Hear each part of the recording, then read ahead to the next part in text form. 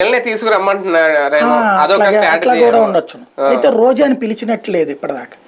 రోజా దగ్గరకు వచ్చేటప్పటికి వేరే ఇంకెవరిని ఆలోచించినట్టు కూడా కనిపించట్లేదు.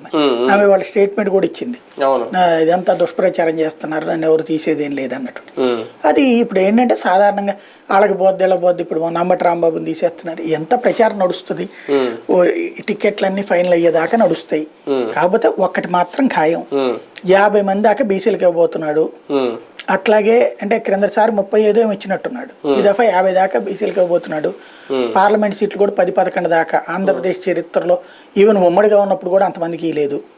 ఇప్పుడు బీసీలకి భారీగా ఇవ్వబోతున్నారు వైసీపీ.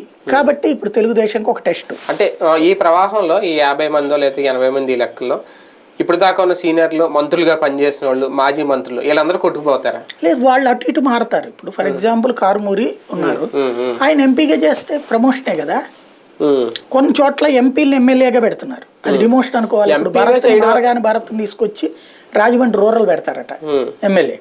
కాబట్టి అటు తిటు మార్చడమే అవుతుంది, అంతేగాని శాంతం తీసేసేటువంటి వాళ్ళు 15-20కి మించి ఉండరట.